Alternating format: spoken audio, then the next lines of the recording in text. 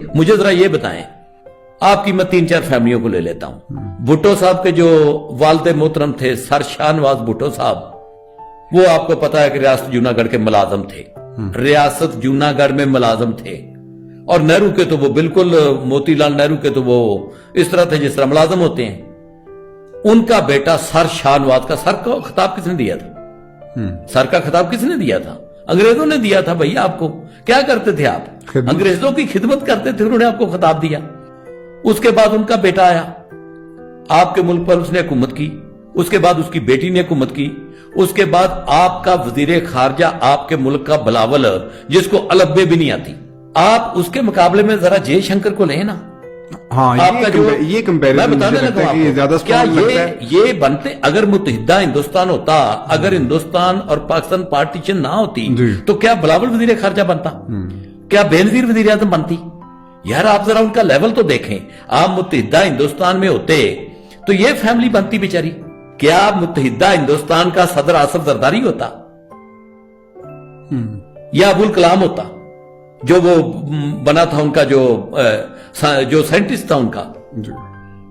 اس کے بعد آپ آ جائیں یہ زرداری سے، آپ ذرا اس کے بعد آ جائیں اپنا مولانا فضل الرحمان کی طرف. فضل الرحمان کا والد محترم جو ہے وہ سائیکل پہ جاتا تھا، مسجدوں کے امام تھے یہ. اور یہ آپ کو پتا کہ یہ صوبے کے وزیر اعلیٰ بن جاتے، صوبے کے گورنر ہوتے. 35 گاڑیاں ہوتی ہیں. ایک ایک گھر ان کا انگلینڈ میں ہوتا، ایک ایک گھر ان کا اسلام آباد میں ہوتا، ایک ایک گھر ان کا پشاور میں ہوتا، ایک ایک گھر ان کا ڈیرہ اسماعیل خان میں ہوتا. ایسے ہوتا. یہ تو نیکسٹ بینیفیشری آگے نا. یہ وہ نہیں، میں سیاستدانوں کی بات کر رہا ہوں، میں جاگیرداروں کی بات. یہ جاگیرداروں سے سیاستدان بنے.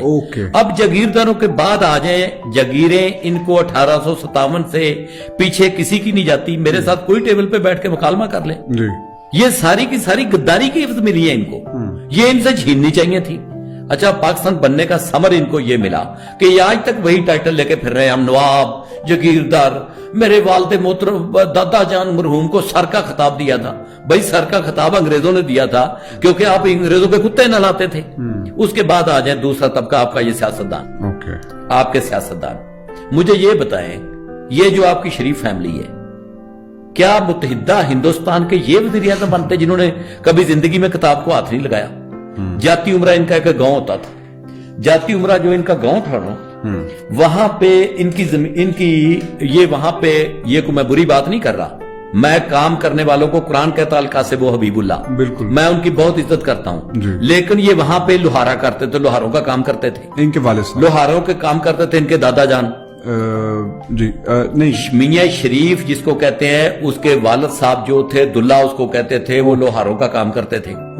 اب یہاں پہ آ کے اس کا بیٹا تھا میاں محمد نواز شریف اور میاں محمد شہباز شریف، جنہوں نے 40 سال تک اس ملک پہ حکومت کی، جنہوں نے کبھی زندگی میں کتاب کو ہاتھ نہیں لگایا، جن کو کھانوں کے علاوہ کسی چیز کا نہیں پتا، دنیا کی کسی چیز کا نہیں پتا. اور کیا متحدہ ہندوستان میں یہ بنتے وزیر اعظم؟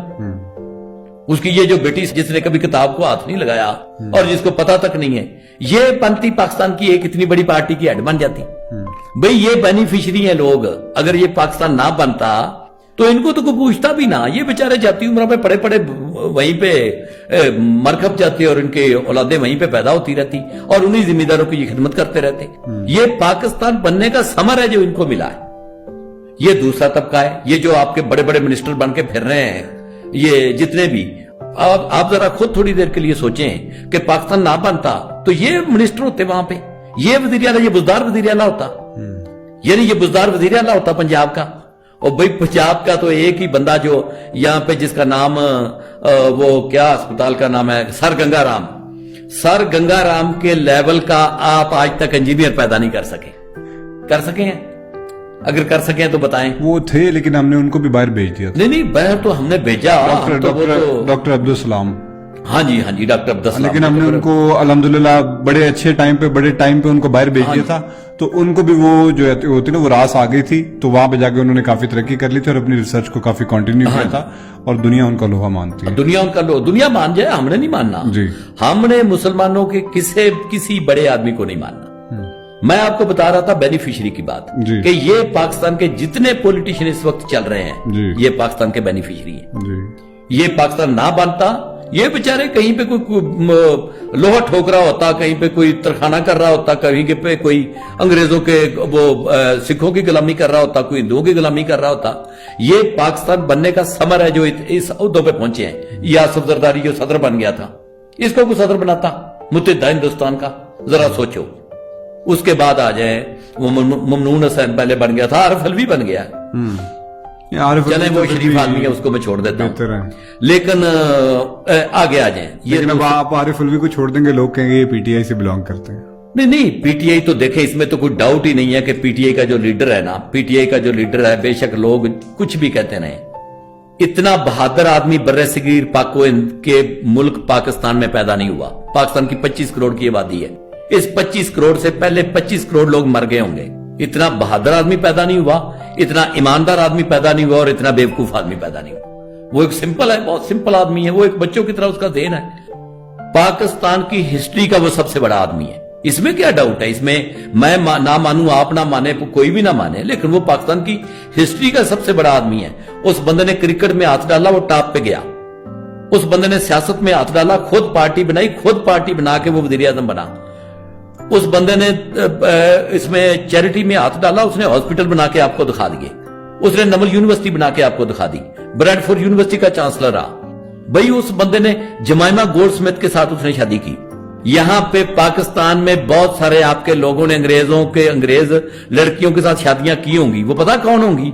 कोई वहां की टीचर होगी, कोई वहां पे बर्तन साफ करती होगी, कोई वहां पे एयरपोर्ट पे किसी को सामान सप्लाई करती होगी, लेकिन जमाइमा गोल्डस्मिथ से शादी नहीं की। कोई करके दिखाए ना। और यह भी कारनामा नहीं कि शादी की, वो बंदा उसको लेके आया, उसने अपने रंग में आके उसको रंगा, ये नहीं कि उसके रंग में रंगा गया, वो इधर लेके आया, उसको यहां पे रखा, उसको सारी पुरकशिश मरात उन्होंने देने की कोशिश की, वो बंदा नहीं गया। इसमें तो मैं अच्छे बुरे भले की, मैं तो उसके बारे में मेरी राय ये कि मुल्क नहीं चला सकता, क्योंकि मुल्क में 90% लोग बेईमान है। उसकी कैबिनेट आधी से ज्यादा बेईमान थी।